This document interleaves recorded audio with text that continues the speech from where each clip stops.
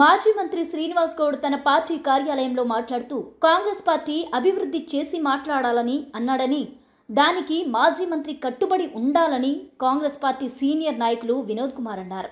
మహబూబ్నగర్ జిల్లా కేంద్రంలోని కాంగ్రెస్ పార్టీ కార్యాలయంలో ఏర్పాటు చేసిన మీడియా సమావేశంలో ఆయన మాట్లాడుతూ ఏ నియోజకవర్గంలో కూడా 500 కోట్లకు తగ్గకుండా అభివృద్ధి జరిగిందన్నారు. ఇంజనీరింగ్ కళాశాలతో పాటు కురుమూర్తి దేవస్థానంలో ఎన్నో అభివృద్ధి పనులు చేస్తున్నట్లు ఆయన వెల్లడించారు. పాలమూరు రంగారెడ్డి ప్రాజెక్టు పనులు జరుగుతున్నాయని, దానికి బీఆర్ఎస్ నాయకులు అడ్డంకులు సృష్టించకపోతే చాలని ఎద్దేవా చేశారు. తమది మాటల ప్రభుత్వం కాదని, తమది చేతల ప్రభుత్వం అన్నారు. మీ సలహాలు సూచనలు తమకు అవసరం లేదని ఆయన ఈ సందర్భంగా విమర్శించారు. నిన్న మాజీ మంత్రివర్యులు శ్రీనివాస్ గౌడ్ గారు వారి పార్టీ కార్యక్రమంలో భాగంగా మాట్లాడుతూ ఈ రాష్ట్ర ముఖ్యమంత్రి గారికి, ప్రభుత్వానికి మరియు కాంగ్రెస్ పార్టీకి వివిధ రకాల సలహాలు సూచనలు ఇచ్చే ప్రయత్నం చేసిండు. దాంతోపాటు సున్నితంగా కొన్ని విమర్శలు కూడా వారు నిన్న చేయడం జరిగింది. మాట్లాడే విధానం బాగుంటేనే మంచిదని, కేసీఆర్ను తిడితేనే మీరు పెద్దోళ్ళు అవుతారని అనుకోకండి అని మాట్లాడి, తర్వాత అభివృద్ధి చేస్తే మీరు ఏమన్నా మేము పడతాం కానీ నువ్వు అభివృద్ధి చేయకుండా తిడితే మేము పడము అన్నాడు. ఈ మాటకు కట్టుబడి ఉండాల్సిందిగా ఈ సందర్భంగా నేను మాజీ మంత్రి గారికి చెప్తాను. ఉన్న 14 నియోజకవర్గాల్లో ఏ నియోజకవర్గంలో కూడా 500-600 కోట్లకు తక్కువ కాకుండా ఇవాళ ఈ 1 ఇయర్లోనే అభివృద్ధి జరిగింది. ఆయా నియోజకవర్గాల్లో మీ ఎమ్మెల్యేలను, ఓడిపోయిన ఎమ్మెల్యేలు ఎవరైతే ఉన్నారో వాళ్ళని అడిగితే నీకు డాటా మొత్తం ఇస్తారు. లేదు నన్ను పంపమన్నా నేను పంపుతాను. పెద్ద పెద్ద కళాశాలలు వచ్చినాయి, ఇంజనీరింగ్ కళాశాలలు వచ్చినాయి, చిన్న చిన్న ఇరిగేషన్ ప్రాజెక్ట్ కంప్లీట్ చేసినాం, కురుమూర్తి లాంటి దేవస్థానానికి 100 కోట్లు ఇచ్చినాం. ఏ నియోజకవర్గంలో ఏ మండలంలో ఇది కాలేదనకుండా మొత్తం ఉమ్మడి జిల్లాలో 14 నియోజకవర్గాల్లో కూడా 2 నియోజకవర్గాలు మా వాళ్ళు గెలవకపోయినా కూడా ముఖ్యమంత్రి అది నా జిల్లా, ఇది నా పాలమూరు నా జిల్లా, మహబూబ్నగర్ జిల్లా వాసిని కనుక నాకు లేక అవకాశం వచ్చింది. ఈ జిల్లాకు ఇక మున్నెన్నడు కనీ విని కాని విధంగా నేను నిధులు పంపించాలి, తేవాలి, అభివృద్ధి చేయాలని పలుమార్లు మీ అందరి సాక్షిగా కూడా పలు మీటింగ్లలో కూడా చెప్పినట్టుగానే అన్నీ చేస్తామన్నాడు. పాలమూరు రంగారెడ్డి కంప్లీట్ చేయాలి అయితేనే ఉంది. దాని బాధ నీకెందుకు, మేము చేస్తూనే ఉన్నాం. మీరు అడ్డుపుల్లలు పెట్టకుంటే చాలు, అది అవుతుంది. ఆ ఉదండాపూర్ కాడింత, ఆడింత, ఈడింత అమాయకమైన రైతులను పెట్టుకొని ఆ గొడవలు సృష్టించకుండా మీరు నిశ్శబ్దంగా ఉండి కోఆపరేట్ చేస్తే అన్నీ సరైన సమయంలోనే ముగుస్తాయని చెప్పి సందర్భంగా వారికి సలహా ఇస్తూ ఉన్నాం. కనుక నిన్న నువ్వు చెప్పిన మాటనే ఏంటంటే అభివృద్ధి చేస్తే పడతాం, మేము ఏమన్నా పడతాం కానీ అభివృద్ధి చేయకుంటే పడమంటాం. మేము అభివృద్ధి చేస్తాం, బరాబర్ తిడతాం, మీరు పడాల్సిందే. ఇది ఈ సందర్భంగా వారికి సున్నితంగా విన్నవించుకుంటూ ఇంకొక మాట అన్నారు. వారు మహబూబ్నగర్కు సంబంధించి కొన్ని విషయాలు చెప్పినారు.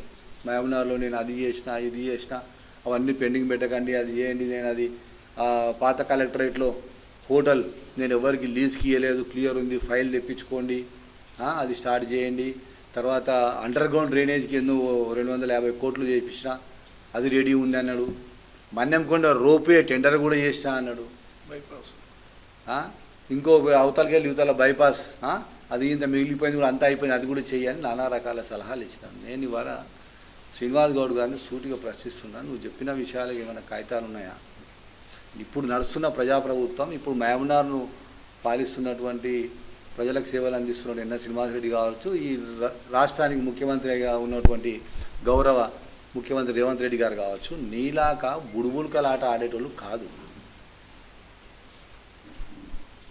కెమెరాలను జూమ్ చేయకుండా ఏదో ఒక కాగితం ఇట్లా చూపించి పోయి కాలేజ్ తెచ్చినా, ఈడ టెండర్ వేసినా, ఈడ హోటల్ పెట్టినా, ఈడ అది పెట్టినా అని చెప్పేటోళ్ళు కాదు ఈ ప్రభుత్వం. ఇది ప్రజాప్రభుత్వం. నిక్కచ్చిగా ఫైనాన్స్ క్లియరెన్స్ అన్నీ చేసుకొని వచ్చిన తర్వాతనే చేస్తుంది. నువ్వు ప్రజలు మోసం చేయడానికి ఇలాంటి శాంక్షన్స్ లేకుండా మన్నెంకొండలో కొన్ని టెండర్లు పిలిచాం. కానీ ఏమైంది, ఫారెస్ట్ వాళ్ళు ఫారెస్ట్ క్లియరెన్స్ లేకుండా టెండర్ ఎట్లా పిలుస్తారని అది ఆగిపోయింది అర్ధాంతరంగా. ఇంత జూట ఎందుకు చెప్తావు? ఇలాంటి క్లియరెన్స్ లేకుండా గతంలో నువ్వేం చేసావు? ఎన్నికల సందర్భంలో నిన్ను మొత్తం ఎండ పూట అందరు పిల్లలందరూ 10th క్లాస్ పిల్లలు కాలేజీ పిల్లలందరూ రోడ్ల మీద తెచ్చి JNTU ఇంజనీరింగ్ కాలేజ్ తెచ్చిన అని నువ్వు కాగితం చూపించి వేలాది మంది పిల్లలు రోడ్డు మీద తెచ్చి నువ్వు గజమాల లేపించుకున్నావు కదా, క్రేన్తో దండ లేపించుకున్నావు కదా. మళ్ళీ ఏడుంది ఆ కాగితం? ఏడుందా జీవో? మేము వచ్చినాక కదా పిల్లలు విద్యార్థులు దీక్ష చేస్తే NM శ్రీనివాసరెడ్డి గారు మేమందరం పోయి కూర్చొని ఆలోచన చేసి గెలిచిన వెంబడే వారి ఎమ్మెల్యే NM శ్రీనివాసరెడ్డి గారు కుషాగ్ర బుద్ధితో ఇటు ఢిల్లీని ఇటు హైదరాబాద్ నువ్వు మాట్లాడి అటు ఒక 100 కోట్లు యూనివర్సిటీకి తెచ్చిరు. ఆ తర్వాత లా కాలేజీని ఇంజనీరింగ్ కాలేజీని PU ఇంజనీరింగ్ కాలేజీకి తీసుకొచ్చిండు కదా, JNTU కూడా కాదు. మళ్ళీ నువ్వు శాంక్షన్ చేపిస్తే అది ఏడుంది JNTU కాలేజీ? కనుక ఇంకా ఇప్పుడు నాకు ఇప్పుడు శ్రీనివాస్ గౌడ్ను ఎక్కువ విమర్శించాలంటే కూడా నాకు మంచిగా అనిపిస్తలేదు. అంటే సచిన పామును ఊగే ఎన్నిసార్లు చంపుతామనేటట్టు పరిస్థితి అయిపోయింది. ఆయన మాత్రం శ్రీనివాస్ గౌడ్ గారు మాత్రం ఎటు పని లేదు, ఏమి తోయక అంతకుముందు అంటే ఏదో చేస్తుండే వాళ్ళ పార్టీలో ఆడ ఇప్పుడు అది లేదు పరిస్థితి, ఇది లేదు. ఇప్పుడు మాకేదో కొత్తగా సలహాలు ఇచ్చే ప్రయత్నం చేస్తాను. నీ సలహాలు విని TRS BRS అయింది, ఓటమి పాలైంది. నీ సలహాలు విని KCR కేసులు ఇరికిండు, KTR కేసులు ఇరికిండు, కవిత ఆల్రెడీ జైలు కోయొచ్చింది. ఇంకా ఈ భూమి మీద ఎవ్వరిది సలహాలు వినే పరిస్థితులు లేడు శ్రీనివాస్ గౌడ్. దయచేసి నీవు ఎంత నిశ్శబ్దంగా ఉంటే నీకు అంత గౌరవం. మాకు తెలుసు మేమేం చేయాలో ప్రజాప్రభుత్వంలో ప్రజలకు ఏమవసరం, పాలమూరు ప్రజలకు ఏమవసరం, మహబూబ్నగర్ ప్రజలకు ఏమవసరం, ఎవరు బాధలో ఉన్నారు, ఎవరు ఇబ్బందులలో ఉన్నారు, ఎవరు గత 10 ఏళ్ళ బాధితులుగా ఉన్నారు, ఏ బాధితులకి ఎట్లా న్యాయం చేయాలో మాకు తెలుసు. మేము దశల వారీగా ఒక్కొక్కటిగా చేస్తూ ఉన్నాం. నీ బాధ అంతా ఏంటంటే ఈ ప్రజలు, ఈ మహబూబ్నగర్ నియోజకవర్గ ప్రజలు, పిల్లలు, బడుగు బలహీన వర్గాల వాళ్ళు ఎవరు చదువుకోవద్దు, ఎవరు పై చదవద్దు, ఎవడు మంచి వ్యాపారాలు చేయొద్దు, ఎవడు అభివృద్ధి కావద్దు, అందరు ఈయనే మటన్ మార్కెట్ల కాడ, కూరగాయల మార్కెట్ల కాడ గొర్రెలు అమ్ముకుంటా, బర్రెలు అమ్ముకుంటా ఇట్లకెళ్ళి తిరగాలని మంచి సెంటర్లల్లో కూరగాయల మార్కెట్లు, చేపల మార్కెట్లు, మటన్ మార్కెట్లు అని కట్టిన 1 కోట్ల రూపాయలు పెట్టి దాన్ని ఇవాళ విఘ్నులైనటువంటి పెద్దలు ఇవాళ కుశాగ్ర బుద్ధితో ఏం చేస్తున్నారు? ఇవాళ డాక్టర్ BR అంబేద్కర్ గారు, తర్వాత మన పూలే అంబేద్కర్ గారి పేరు మీద విజ్ఞాన భవన్ కడతా ఉన్నారు, నాలెడ్జ్ సెంటర్ కడతా ఉన్నారు, లైబ్రరీ కడతా ఉన్నారు. అక్కడనేమో స్కిల్ డెవలప్మెంట్ సెంటర్ పెడతా ఉన్నాం మెట్టుగడ్డలో. ఈ రకంగా మనుషుల జీవితంలోనే మార్పు రావాలంటే విద్య ఒకటే కారణము, విద్య ఒకటే మార్గం. కనుక ప్రజలను విద్యావంతులు చేయాలి, రాబో తరాలను అన్ని రంగాల్లో కూడా మంచిగా చేయాలని విశాలమైనటువంటి దృక్పథంతో ఆలోచన చేసి మహబూబ్నగర్ కానీ, ఈ జిల్లాను కానీ, రాష్ట్రాన్ని కానీ అభివృద్ధి చేస్తూ ఉంది కాంగ్రెస్ పార్టీ. మీ సలహాలు సూచనలు ఏమీ అవసరం లేదు. ఇంకో మాట కూడా అన్నాడు, పిలిస్తే నేను కూడా వస్తాను ముఖ్యమంత్రి, అది ఆశపడుతున్నట్టున్నాడు, పిలిస్తే పోదామని. చెప్పాలి కదరా నాయన అంటున్నాడు ముఖ్యమంత్రి గారు, మీకు ఎవరు సలహాలు ఇస్తున్నారు అని. ఆడ సలహాలు ఇచ్చేటోళ్ళు మస్తుగా ఉన్నారు, అంత వ్యవస్థ మంచిగా ఉంది మా వ్యవస్థ. నీ సలహాలు వినే పాపం పెద్ద మనిషి భ్రష్టు పట్టిండు, మొత్తం వాళ్ళ కొంప వాళ్ళ ఫ్యామిలీ అంతా నాశనం పట్టించినావు. ఇక మళ్ళీ ఇక్కడ వచ్చే ప్రయత్నం చేస్తున్నామేమో. అసలు ఏం అవకాశం ఉండదు నీకు. కనుక ఇవన్నీ బంద్ చేసుకొని ఉంటే మహబూబ్నగర్ మంచిగా బాగుపడుతుంది, మంచిగా అవుతుంది. శ్రీనివాస్ గౌడ్ గారు నిన్న ప్రెస్ మీట్లో బీసీలకు 42% పెట్టాలి, లేకపోతే మేము కూడా పోరాడతాం అని చెప్పి స్టేట్మెంట్లు ఇస్తూ ఉన్నాడు. దానికి బీసీ సంఘాలు, ప్రజలు నవ్వుకుంటా ఉన్నారు. శ్రీనివాస్ గౌడ్ ఏంది, బీసీల గురించి మాట్లాడడం ఏంది అని చెప్పి ప్రజలు నవ్వుకుంటున్నారు. శ్రీనివాస్ గౌడ్, నేను ఒక మాట చెప్తా నీకు. వైఎస్ రాజశేఖర రెడ్డి గారు ఉన్నప్పుడు బీసీలకు 34% ఉండే, రాజకీయంగా కానీ, విద్యాపరంగా కానీ, ఉద్యోగులలో కానీ 34% వైఎస్ రాజశేఖర రెడ్డి గారు చేసినారు. కేసీఆర్ వచ్చిన తర్వాత ఎంత చేసిండండి? 23% చేసిండు. 34% తీసుకొచ్చి 23% చేసినప్పుడు నీవు ఎందుకు మాట్లాడలేదు బీసీల తరఫున అని చెప్పి ఈ సందర్భంగా నేను సూటిగా అడుగుతున్నా. బీసీలు కాంగ్రెస్ ప్రభుత్వం వచ్చి కులగణన చేసి 42% చేస్తే ఆ 42% ఇంప్లిమెంట్ చేయండి అని చెప్పి నీవు ఇప్పుడు మాట్లాడుతున్నావు. అప్పుడెందుకు మాట్లాడలేదు? అప్పుడెందుకు నోరు మూసుకున్నావు అని చెప్పి నేను ఈ సందర్భంగా అడుగుతున్నా. నేను 34ను 23 చేసినప్పుడు నీ మంత్రి పదవి కొరకు నీకు మంత్రి పదవి వచ్చిన తర్వాత ఒక్క మాట కూడా మాట్లాడలేదు. ఇప్పుడు నీవు ప్రగల్భాలు పలుకుతున్నావు, ప్రజలు నవ్వుకుంటున్నారు, బీసీలు నవ్వుకుంటున్నారని చెప్పి నేను అడుగుతా ఉన్నాను. నీకు మంత్రి పదవి రావడమే బీసీ కోటాలో వచ్చింది. నీ మంత్రి పదవి ఏడవుతుందో నీకు ఏమి ఇబ్బంది అవుతుందో అని చెప్పి నీవు టీఆర్ఎస్ ప్రభుత్వంలో ఉన్నప్పుడు మంత్రిగా ఒక్క మాట కూడా మాట్లాడలేదు. అది ప్రజలందరికీ తెలుసు. ఇంకొక ముఖ్య విషయం ఏమంటే 119 నియోజకవర్గాల్లో యాదవులకు 3 సీట్లు ఇచ్చిండు, 3 నుంచి 4, గౌడ్లకు 3 నుంచి 4 ఎమ్మెల్యే టికెట్లు ఇచ్చిండ్రు, ముదిరాజులకు 0 ఇచ్చిండు. మళ్ళీ నీవు ముదిరాజులకు 0 ఇచ్చినప్పుడు నీవు ఒక్క మాటనన్నా మాట్లాడినావా? మొన్న కులగణన చేసినప్పుడు 24 లక్షల మంది ముదిరాజులు ఉన్నారు బీసీలు అధికారికంగా, 20 లక్షల మంది యాదవులు ఉన్నారు, 16 లక్షల మంది గౌడ్లు ఉన్నారు,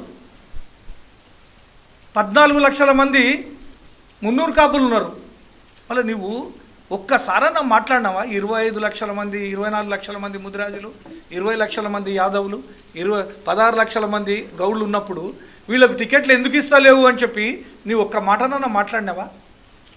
ఇప్పుడు నీకు జ్ఞాపకం వస్తుందా? బీసీలు అంటే 42% రేవంత్ రెడ్డి గారు కులగణన చేసి అధికారికంగా ఒక లెక్కలు తీసి అధికారికంగా లెక్కలను ప్రకటించి హైదరాబాద్ నుంచి ఢిల్లీకి పోయి ఢిల్లీలో మంత్రులందరినీ నిన్న కలిసి ఈరోజు కూడా మీటింగ్ పెట్టి 42% సాధించుకునే విధంగా 9th షెడ్యూల్లో పార్లమెంట్లో పెట్టి దాన్ని మార్పిచ్చి బీజేపీ ప్రభుత్వం పైన ఒత్తిడి తెచ్చి దీన్ని ఇంప్లిమెంట్ చేయాలని చెప్పేసి మా కాంగ్రెస్ పార్టీ మా నాయకుడు కొట్లాడుతూ ఉంటే నీవు నిన్నొచ్చి నిజంగా ప్రెస్ మీట్ పెట్టడం అనేది నిజంగా ప్రజలు నవ్వుతూ ఉన్నారు.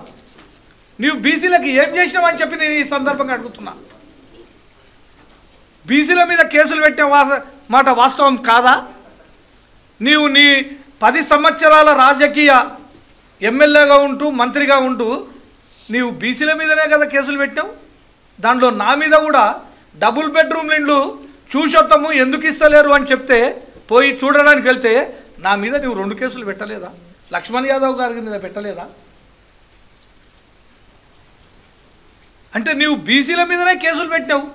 నీ హత్యా ప్రయత్నం చేసిందని చెప్పి నీ మీద హైదరాబాద్లో పేట్ బషీర్బాగ్లో 307 సెక్షన్ అటెంప్ట్ మర్డర్ కింద మున్నూరు రవి మీద, మైత్రి యాదయ్య మీద, అమర్ మీద, అందరి మీద, ఇతరుల మీద నువ్వు కేసులు పెట్టినావు. వాళ్ళందరూ బీసీలు గారా?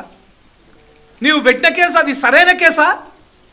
కాంగ్రెస్ ప్రభుత్వం వచ్చిన తర్వాత దాన్ని ముఖ్య ఐపీఎస్ ఆఫీసర్లతోటి ఇన్వెస్టిగేషన్ చేసి అది హైదరాబాద్లో ఈ కేసు తప్పు అని చెప్పి ఛార్జ్షీట్ వేసిన సందర్భం కాదా?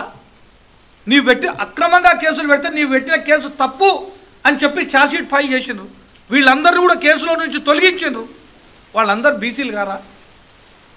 నీవు బీసీల మీదనే కేసులు పెట్టినావు, నీవు బీసీలనే నిర్బంధించినావు, నీవు బీసీలనే పోలీస్ స్టేషన్కు తీసుకుపోయి కొట్టిపించినావు. అందుకే ప్రజలు నీకు గుణపాఠం చెప్పిన సందర్భం మనం చూసినాం కదా. ఇప్పుడు బీసీల గురించి మాట్లాడుతూ ఉన్నావు, నువ్వు అభివృద్ధి గురించి మాట్లాడుతున్నావు. అభివృద్ధి నీ హయాంలో ఏం జరిగింది? ఆ ఒక ట్యాంక్ బండ్ మీద చెట్లు అవన్నీ పెట్టేసి, అదేవిధంగా కలెక్టర్ ఆఫీస్లో ఒకటి, అది గవర్నమెంట్ స్టేట్ గవర్నమెంట్ నుంచి వచ్చిన ఫండ్స్ తోటి ఒకటి కట్టి మిగతాది 2-3 పనులు చేసి నేను అభివృద్ధి చేసిన అంటున్నావు. ఏం అభివృద్ధి చేసినావు నువ్వు? మహబూబ్ నగర్ గల్లీలలో వార్డులలో ఒక్క వార్డు కూడా డెవలప్మెంట్ కాలేదు. ఇప్పుడు చూడండి, బ్రహ్మాండంగా ఎన్ఎం శ్రీనివాసరెడ్డి గారి ఆధ్వర్యంలో పెద్ద పెద్ద రోడ్లు, 14 ఫీట్లు, 16 ఫీట్లు, 20 ఫీట్ల రోడ్లు, ఎంత బ్రహ్మాండంగా అభివృద్ధి జరుగుతూ ఉంది. నిన్ను ప్రజలు నమ్మే పరిస్థితిలో లేరు. నీవు బీసీ నినాదం ఇప్పుడు తీసుకున్నా కానీ కూడా నీవు అధికారంలో ఉన్నప్పుడు ఆ అహంకారంతో బీసీల మీద అక్రమ కేసులు పెట్టినావు. ఇప్పుడు బీసీలు నినాదం ఎత్తుకుంటే నీ ఉన్నప్పుడు బీసీలకు ఎంత న్యాయం చేసినావు అనేది ప్రజలకు తెలుసు. ఈరోజు మహబూబ్నగర్ పట్టణంలో మహబూబ్నగర్ కాన్స్టిట్యున్సీలో రాబోయే ఎలక్షన్లను దృష్టిలో పెట్టుకొని రాజకీయ లబ్ధి కొరకు ఏదో మాట్లాడితే ఏదో చేస్తే ప్రజలందరూ మా వైపు మలుతారు. ప్రజలు ఏదో మేము చెప్పింది పట్టుకుంటారు, మేము చెప్పింది వింటారు అనే విధంగా ఈరోజు మాజీ మంత్రి శ్రీనివాస్ గౌడ్ గారు ఇష్టం వచ్చినట్టుగా బుద్ధి పుట్టినట్టుగా మాట్లాడుతూ ఉన్నాడు. ఈరోజు మహబూబ్నగర్ పట్టణ ప్రజలకు కానీ మహబూబ్నగర్ కాన్స్టిట్యూన్సీలో ప్రజలకు కానీ రాష్ట్రంలో పాపం హైదరాబాద్లో ఉన్న వారికి కానీ వేరే వివిధ జిల్లాలో ఉన్న వారికి వీరి గురించి తెలియదు. ఎందుకంటే దూరపు కుండలు నునుపు అన్నట్టుగా ఈయనను ఏదో భావించి ఉంటారు వాళ్ళు. మొన్నటి ఎలక్షన్లో ఆయన గుణగణాలు తెలిసిన మహబూబ్నగర్ ప్రజలు ఎలాంటి తీర్పు ప్రజా తీర్పు ఓట్ల ద్వారా ఎలా చూపించిండ్రో దాన్ని గమనించిన తర్వాత రాష్ట్రంలో ఉన్న అందరికీ కూడా ఈయన గుణగణాల మీద అందరికీ కూడా అవగాహన కలిగింది. ఈరోజు మహబూబ్నగర్ కాన్స్టిట్యున్సీనే తీసుకోండి. ఈరోజు రేవంత్ రెడ్డి గారి గురించి మీకు నేను సలహా ఇస్తానంటున్నాడు. ఆ రోజు ఆయన గారు ఇచ్చిన సలహా సూచనల మేరకే ఈరోజు బీఆర్ఎస్ పార్టీ భ్రష్టు పట్టిపోయిందని కూడా సభాముఖంగా నేను తెలియజేస్తూ ఉన్నాను. ఈరోజు ఎవరి గురించైనా ఒక్కరి గురించి కూడా ఆయన ఓర్వని పరిస్థితి. చిన్న స్థాయినే కాదు పెద్ద స్థాయిలో ఉన్న ఆ రోజు ఎంపీగా ఉన్న జితేందర్ రెడ్డి గారి వారు ఎంత సాత్వికంగా ఎంత సాఫ్ట్గా ఉంటారు. ఆ రోజు ఆయన ఎంపీగా ఉంటే కూడా ఆయన ఎక్కడ కూడా ప్రోటోకాల్ కానీ ఏ విధంగా కూడా ఆయనను ఓర్చకుండా ఆయన గురించి అంత చెడు సలహాలు ఇచ్చి ఆయనను అక్కడ లేకుండా చేసిన ఆయన పరిస్థితి కూడా ఈయననే తీసుకొని వచ్చిండు. అంటే పైన ఎంపీలు మినిస్టర్లు పక్కలున్న మినిస్టర్ను కూడా ఓర్చేది లేదు ఆయన. ఆ రోజున్న జూపల్లి కృష్ణరావు గారి మీద కూడా చెడు అన్నీ చెప్పి చెప్పుడు మాటలు వినడం పెద్ద మనిషికి అందరికీ ఆయనకు గతంలో ఉన్న మాజీ సీఎం గారికి కానీ కేటీఆర్ గారు కానీ అన్ని సలహా సూచనలు ఈయన చెప్పి ఈయన సలహా సూచనల మేరకు ఈరోజు బీఆర్ఎస్ పరిస్థితి ఈరోజు ఈ విధంగా ఉందని తెలియడానికి కూడా మరొకసారి మేము ఇది చేస్తూ ఉన్నాం. ఈరోజు అందరికీ కూడా తెలుసు ప్రాజెక్టుల పైన మీరు 50% కూడా పాలమూరు రంగారెడ్డిపై ఉదండాపూర్ ప్రాజెక్టులపై ఈరోజు మా వారు అందరూ కూడా 50% కూడా గతంలో మీరు కంప్లీట్ చేయలేదు. దాన్ని రివ్యూ మీటింగ్లు పెట్టి ఈరోజు అది కంప్లీట్ చేయడానికి మా సీఎం గారు దానిపై దృష్టి సాధించడానికి కూడా వారు ఉన్నారు. ముఖ్యంగా మహబూబ్నగర్ బిడ్డ కాబట్టి ఖచ్చితంగా మహబూబ్నగర్ మీద ఇంకా ప్రేమ ఇంకా ఎంతో ఉండి ఆయన చేయడానికి ఎంతో ఇది చేస్తూ ఉన్నారు. ఈరోజు మనకు కనిపిస్తూ ఉంది మహబూబ్నగర్ పట్టణంలో ఏం చేయలేదు అభివృద్ధి అంటూ ఉన్నాం. ఈరోజు మా ఎన్ఎం శ్రీనివాసరెడ్డి గారు నిజంగా మహబూబ్నగర్ అభివృద్ధి చెందాలంటే విద్య ఉండాలి. విద్యార్థులు ఈరోజు విద్య ఉంటే విద్యార్థులు ఈరోజు ప్రయోజకులు అవుతారు విద్యాబుద్ధి వల్ల అని చెప్పేసి ఎడ్యుకేషన్ మీద ఎంతో పోరాడుతూ ఉన్నారు. ఈరోజు ఇంజనీరింగ్ కాలేజ్ కానీ IIIT కాలేజ్ కానీ లా కాలేజ్ కానీ తెచ్చిన ఘనత కాంగ్రెస్ పార్టీది కాదా అని నేను తెలియజేస్తూ ఉన్నాను. ఈరోజు మనకు ఏది మాట్లాడినా కూడా ఏదో మాట్లాడితే పోదు, కంటికి కనిపించింది. ప్రజలు కూడా చాలా తెలివిగల వాళ్ళు అన్నీ గమనిస్తూ ఉంటారు. ముఖ్యంగా ఆయన ఒకటే బీసీల గురించి మాట్లాడుతూ ఉంటారు. బీసీల గురించి ఈరోజు మనం చెప్పుకునేది ఆయన నువ్వు ఏ రెడ్డిల మీద ఏ వెలమల మీద నీ పోరాటం చేసినావు ఒక్కసారి చెప్పాలి. నేను పోరాట యోధుని అని చెప్పుకుంటాడు ఆయన. నేను జైళ్ళల్లో పడ్డా అని చెప్పుకుంటాడు. నువ్వు ఏడ పోరాటం చేసి ఏ రెడ్డి మీద పోరాటం చేసినావు, ఏ వెలమ మీద పోరాటం చేసినావు, ఎవరి మీద పోరాటం చేసినావు? నీ పోరాటం వల్ల బీసీల మీదే. ఒక్కసారి ప్రజలందరూ గమనించాలి. నీ పోరాటం ఎవరైనా సరే నీకంటే చిన్నవాళ్ళపైన నువ్వు చేసేదే పోరాటం బీసీలపైన. ఈరోజు నువ్వు ఉద్యోగ సంఘాల పేరు చెప్పుకొని ఆ రోజున్న కోదండరామ్ గారు వాళ్ళు నిజంగా కూడా పాపం ఒక దిశానిర్దేశం తెలిసి వాళ్ళు ఈరోజు తెలంగాణ ఉద్యమంలో ముఖ్య పాత్ర వహించిన వాళ్ళని తొక్కి పాడేసినావు. విఠల్ గారిని స్వామి గౌడ్ గారిని వాళ్ళు మొత్తం ముఖ్యం వాళ్ళే అన్నీ చేస్తే లేదు అని చెప్పేసి ఏదో పై మెరుగులు చూపించి నీ గుణం తెలియక నేనే మొత్తం చేసినని వాళ్ళకందరూ చూపించినావు. ఉద్యోగ సంఘాలను ఏదో నువ్వు పెట్టుకొని నువ్వు చేసిన పనులు మంచి చెడులు మొత్తం కూడా ఈరోజు అందరూ కూడా తెలుసు. ఈరోజు జైలుకు పోయినా అని చెప్పుకుంటున్నావు. నువ్వు జైలుకు పోకున్నా సరే నా మీద చిన్న కేసు పెట్టి జైలుకు పంపేయండి పోయి నేను తెరపైకి వస్తానని చెప్పే విధానం నీ గురించి మాకు చాలా ఎక్కువ తెలుసు. నీ గురించి అందరికంటే ఎక్కువగా నాకు కూడా తెలుసు. మహబూబ్నగర్ పట్టణం ఓన్లీ కాన్స్టిట్యున్సీ పక్కా కాన్స్టిట్యున్సీ దేవుడి కదరా కానీ మహబూబ్నగర్ కానీ ఈరోజు ఎంత అభివృద్ధి ఉందో చూడండి ఒక్కసారి. దయచేసి నువ్వు ఆగమేఘాల పైన ఎలక్షన్లు వస్తుంది ఏదో ఒకటి ఇన్ని రోజులలో నీవు 10 సంవత్సరాల కాలంలో నీవు చేసిందేంది మేము చేసిందేందో మీకు చెప్తాం. మీలాగా డబ్బా కొట్టుకొని పొద్దున్నే లేస్తే పక్కలోళ్ళు వినలేక విసిగి వేసారి చెప్పింది వేసిన వీలే వేసి క్యాసెట్ అరిగిపోయింది మీది. అట్లా కాదు, చేసింది చెప్పుకోవడం కాదు. మేము ఒకటే అనుకున్నాం, మేము ఒకటే నేర్చుకున్నాం కాంగ్రెస్ పార్టీలో. మేము ఒకటే కాంగ్రెస్ పార్టీలో చేసింది చెప్పేది మనం కాదు, మనకంటే ప్రజలు చెప్పుకోవాలి, ప్రజలు మాట్లాడుకోవాలి అనే విధంగా పనిచేయాలని చెప్పి అనుకున్నాం.